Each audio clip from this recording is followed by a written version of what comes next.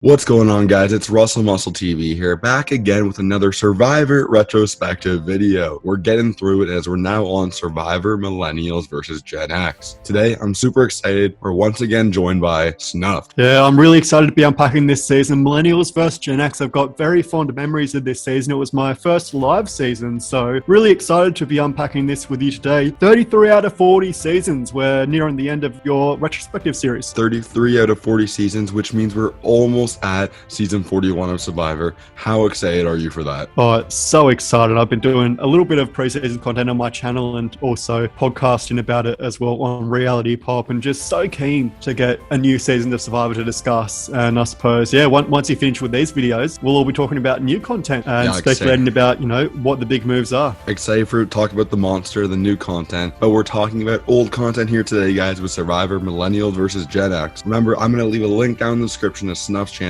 Go check him out, subscribe, and of course like this video. This is gonna be a podcast style video. Turn on the background, put on a video game, go for a drive, I don't know what, do something with it. The YouTube algorithm loves it when you guys watch the videos all the way through. If you want to help me out and be a super fan of this channel, watch all the way through. Anyways, we have the very first season I consider as a modern era season of Survivor, and that means the Fiji era of Survivor. And do you agree with placing this in that era ranking? Yeah, absolutely. Millennials versus Gen X obviously being the first season in the Manatha Islands that has really kick-started this obsession with Fiji. And yeah, I absolutely agree with you. I think Cambodia and Coron were the end of that new school era, I usually term it, and then I term the Manatha Islands era as season 33 onwards. So certainly, the start of a shift towards this even more enhanced gameplay. And I suppose one word that's often used is advantage getting. Exactly. We have lots of Survivor trying new things this season, and it's going to look the same for the rest of the time on the show. It was really a treat looking back at Survivor Co-Wrong and Survivor Second Chance a few days ago, as it really felt different. Like the different location. It was a really beautiful location as well. Really easy to enjoy that. We're sticking to Fiji forever, so you can't complain too much about it. But all I'm saying is Survivor, it looked nice going somewhere else. People also considered this not just the modern era Survivor, but the advantage era of Survivor. Like you said, Survivor's really going to try new things this season. Give me your brief thoughts on the legacy advantage and the reward steal. Yeah, well, obviously they both came into play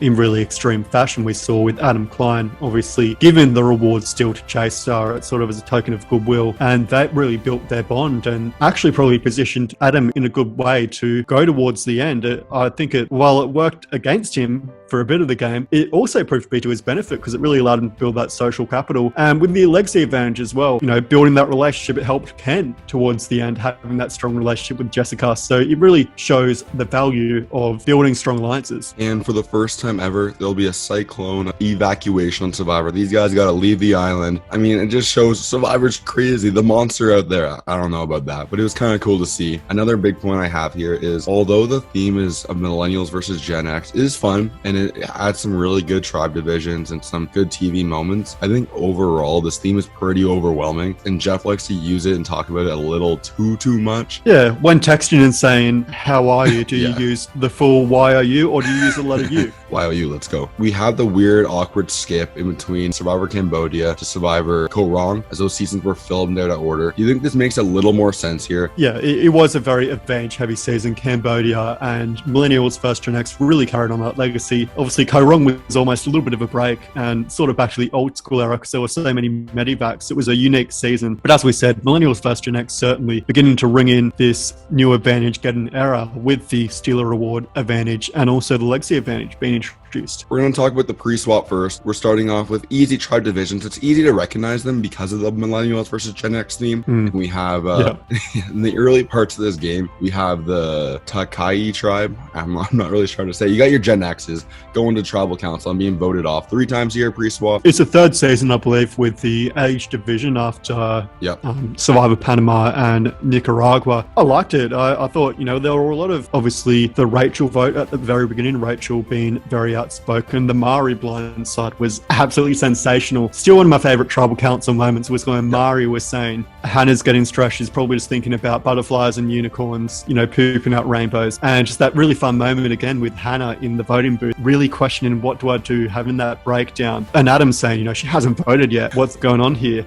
So there's lots of fun moments. Again, Paul, his rise to power and I suppose fall, being the strongest member, Lucy another member. I thought this pre-swap was really stacked with all these different blindsides. It made it really entertaining. Yeah, and I think that points out why this season is so highly loved by the community as a whole, is because the characters this season really thrive and do so well with all these amazing character moments. It was super hilarious and funny to see the rise to power of Paul to be sent home. We have the rise of power of Lucy going crazy again, and then she goes as well. It was great back and forth and started off the season on a strong note. Another thing with the pre-swap as well, you had the Jessica Lewis obviously distrusting the alliance, and David ended up playing her idol to save Jessica, keeping her safe in the game. And David really actually making a huge transformation in the game, really coming in as being someone that was scared by the sound of bamboo being chopped and beginning to become at least a strategic force. Yeah, and that's really what this season is all about. These underdog stories, and Survivor loves this so much. Survivor doesn't want you to just go out there and play Survivor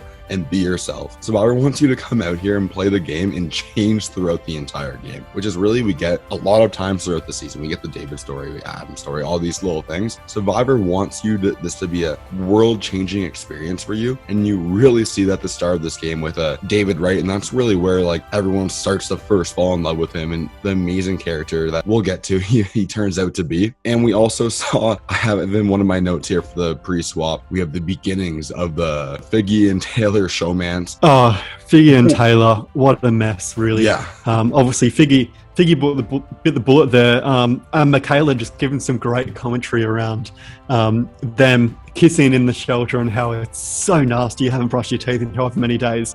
And after this, we swap for the first time. We're going to swap from 2 tribes to 3 tribes. The first time with newbie players. We did it in Cambodia. We did it in Game Changers. How do we like it here, swapping from 2 to 3 with newbie players? Yeah, it was pretty fun. And we saw it was very fluid as well. Obviously, we got the Figgy vote out with Adam actually flipping on Figgy, believing her obviously to be too big of a threat and wanting to sort of curtail that showmance. I think one of the great things of the pre-swap was obviously the Icabula tribe with that massive Michaela blind side. You know, she was just emerging as a strategic force. And I think it was Michaela in the sand gathering up the rocks and showing all the numbers and where they're going. And Jay and Will sort of had this realization, like, we got to get rid of this girl because she's a physical beast. You saw her in that challenge, like an Amazonian woman. Her top's ripped off, but she just keeps on going and showing her strategic chops as well. Like, yes, she's socially unaware at times. I think there's a reason why she was picked for Game Changers. One, because of her physical prowess, and two, you really see that she actually is quite switched on and she knows what she's doing. She's not just this challenge beast. She's got more to her than that. Oh, I am so excited to talk about Survivor Game Changers tomorrow. I have so many hot takes for that, as I actually enjoy that season. I think this is one of the main times actually where going from 2 tribes to 3 tribes really works really well. And it's just because of the fluidity of the game here. You're not going to get swap screwed too much. And I love how somehow, I've talked to this in the previous with Survivor Spencer. This is one of those main situations where someone in the majority alliance is going to get turned on every single one of these tribal accounts. You're going to get the sad story of Figgy going home, which I want to see Figgy come back. I think she had way more to offer in Survivor. It's just a bad case of just like an Island of the Idols. That one wasn't actually a showmance, but if a girl and a guy align together, everyone's just going to say showmance right away, and their girl's going to be sent home. And the Michaela boot off. I love this episode of Survivor. I think it's a great telling of this new era we were kind of turning into, of big moves era, the overplaying your game kind of thing. Michaela, I think, was playing too hard at this point. She didn't need to draw the lines in the sand, physically draw the lines in the sand. Everyone knew where the lines were. It's also where Jay gets a little case of big move-itis and wants to make a big move instead of a smart move. Michaela says, like, I'm with you to 100%. It might be better to keep an ally instead of really going against the mold here. But at the end of the day, he was like, no, this is going to be a crazy move. And we get the crazy villain moment at Tribal Council after she looks back all freaked out, and we just see Jay staring at her. It's got to be one of the best blindside reactions of all time, doesn't it? Michaela just turning around in absolute disbelief, saying what to Jay? Jay just with that smirk look on his face. Who did that? Jay saying, I did. And it's just, it's so chill the way he does it. I just love Jay as a character. And yeah, you're right. He's getting a little bit of big move-itis here, but I think he's sort of still tied down a little bit by that Figgy and Taylor showmance. And he sort of recognized that I've just lost one of my closest allies in the game. And, you know, I don't know what tomorrow's going to bring. I need to get rid of Michaela because she's one of the people that's acting against me right now. And I think she might be too strong for me going forward. So, I'll just cut her off now, and then obviously they come to the merge. This was actually my first season I ever watched live, and just seeing David's story arc was great to see. Zeke's story arc as well was great. I think more of his story arc was told in Game Changers though, but really both of them emerging as big power players, and we sort of start to see that Michelle is becoming a bit of a target here.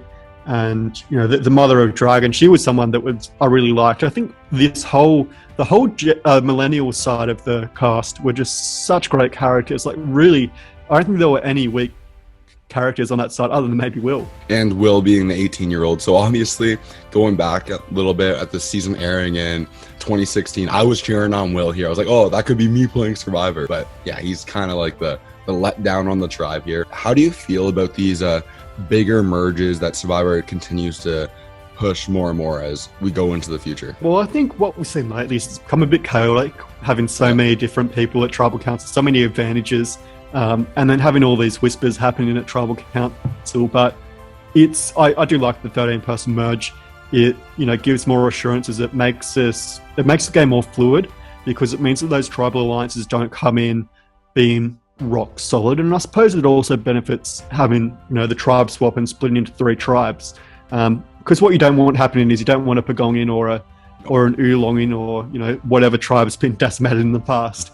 The last thing you want is just regimented alliances coming into the merge that haven't really been tested beyond really their own inkling. So it is nice having a bigger merge, because it means that your game's not as established and you come in on day 23 and you have this flexibility to move forward with different people, where you don't have those really set in concrete alliances and you're more fluid. And we'll see this with the first couple of votes here, as it will go back and forth, Millennial, Gen X, Millennial versus Gen X. And it's the slow build up, and really one of the main highlights for the season for me personally is the Zeke versus David rock draw that happened before. That happens with Jessica Lewis ultimately drawing the rock. Do you have any things you want to touch on with Taylor's vote off for Chris, but before we get to the rock draw? Yeah, I suppose the big thing with Taylor is the food jar, which sort of drags down Adam. He lets Adam know about it. Obviously, Jay knows about it as well. And I think that was something that actually brought Adam down a little bit. Having having access to the food jar and knowing where that was, people thought poorly of him for that. And also, obviously, as we mentioned, the reward steal, which will come into play later down the line. But I think, Taylor, he's just someone that wasn't really playing the game. As I said before, tied closely with Fiji in that showmance. And he's just one of those surfer dudes that comes into the game and honestly doesn't offer too much to the strategy, to be honest.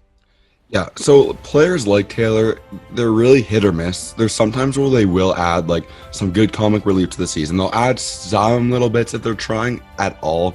But in this case with Taylor, we don't want him on the season. I don't like him at all. A good example of this, maybe the female version of Taylor, someone who tries a little bit harder, maybe gives up in the end, is Jen Brown from Survivor Worlds Apart. Can you agree with that comparison a little bit? Yeah, Taylor reminds me a little bit of Fabio, just in the sense that, he's this young blonde surfer dude. Fabio's your favorite player. Fabio is my favorite player, but I think Taylor was a little bit more aloof. And obviously I gave my opinions in our Nicaragua video together on your channel about Fabio as a winner. But Taylor just really didn't build many alliances outside of that core of Jay, Figgy, and Michelle. And really it all just collapsed. With Michelle going home, Figgy went home in the pre-merge. And now it's really just Jay as the last of those 4 strong millennials. Yeah. And then after this, we have Chris, and ends up going home. I was a big fan of Chris here. I just think it was it was time. It was kind of like the build up, the calm before the storm, if you will, of the big alliances, the battle that will take place. Okay. This is the moment I wanted to talk about. Let's talk about it.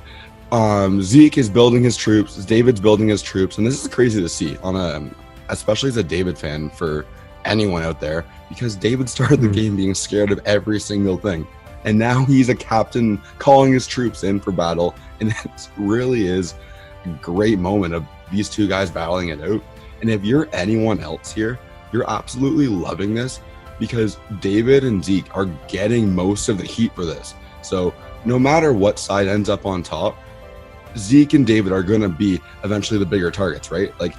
and we'll see this. Will flips over. David makes it the final four, but not much afterwards, because David and Zeke will become the big targets for a long time afterwards until they're both gone out of the game.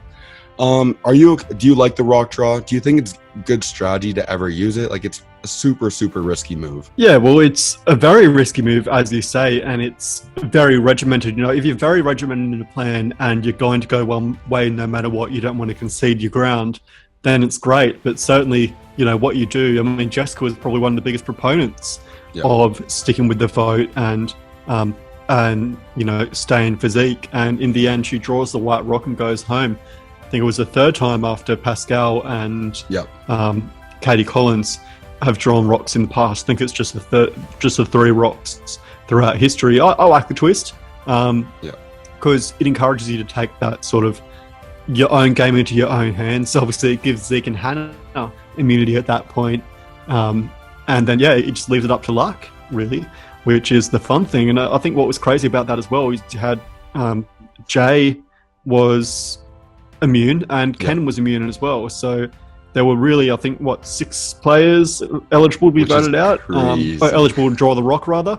And Jessica draws the black rock, and it's just a shame. I mean, I loved Jessica's arc throughout the show, how she had the idol played on her by Ken at the beginning of the game, and she built this really strong alliance with David and Ken throughout the game, and, you know, became so, while she was flaky on her alliance at the beginning, she became so regimented that she wouldn't change, and it was undoing at the end. And we see that this rock draw really, now that Zeke has obviously lost,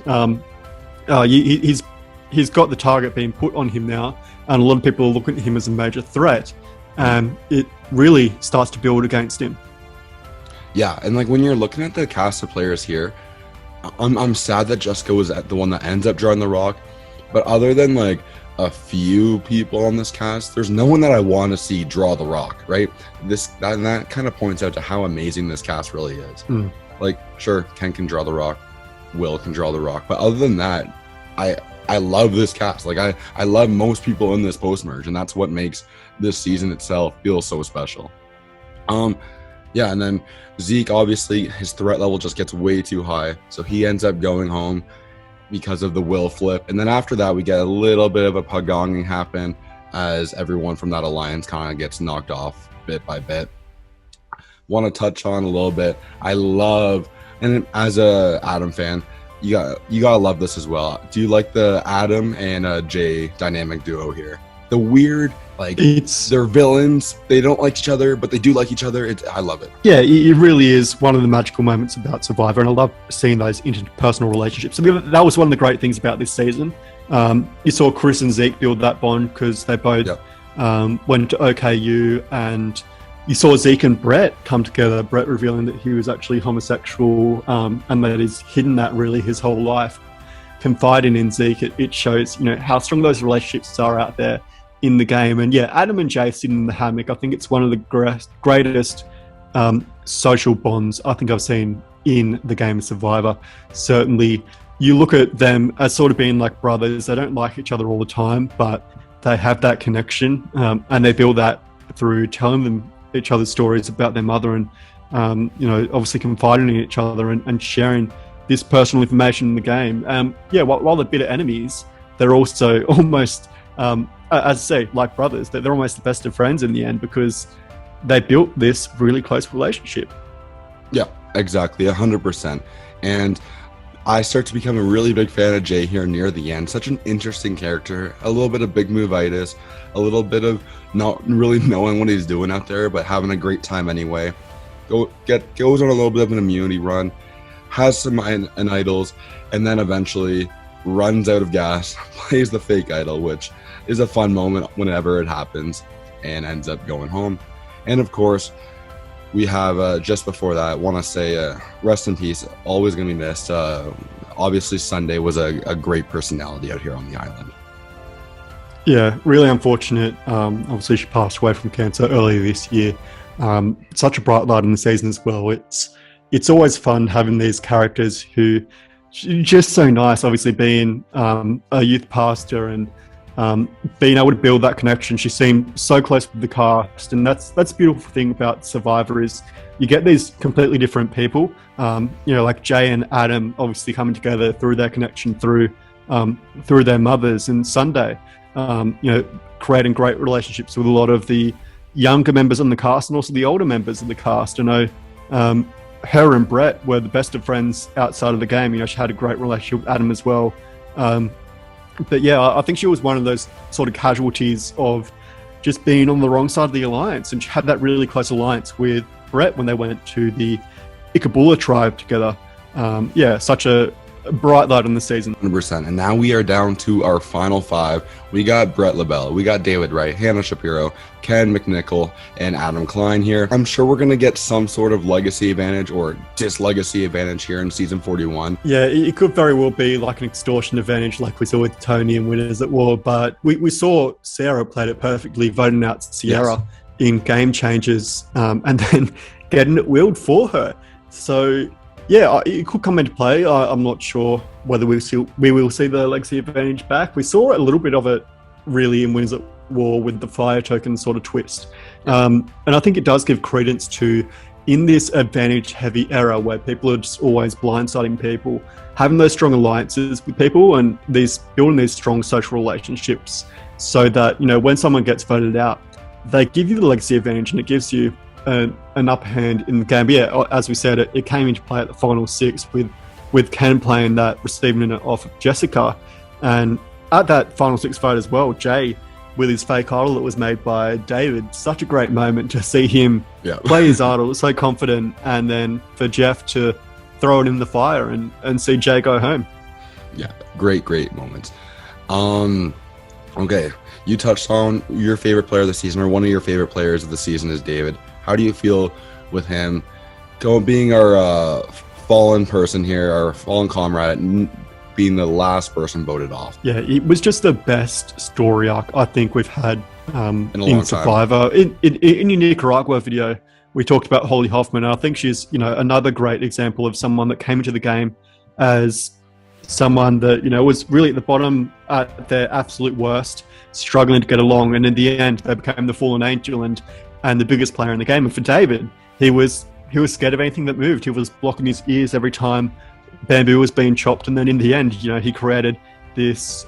He led the charge on this Zeke and Hannah vote split, and on the rock draw, he created this legacy advantage. Sorry, not the legacy advantage, the fake idol for Jay, and really fooling Jay there, and also saving Jessica as well. Early in the pre-merge, a great move. So he really just built his resume over time, and he obviously got some resistance for it because, such a strong player playing such a strong game is going to be a massive threat in the end.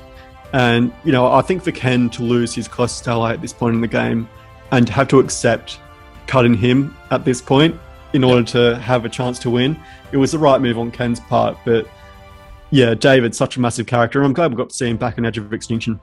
Yeah, and I want to quickly touch on that. I'll eventually, we're going to save it for another video, guys, especially on the Edge of Extinction video, but I wish we had David come back for a proper all-star seasons and not a captain season, as I think none of the captains that season really do get a fair shot.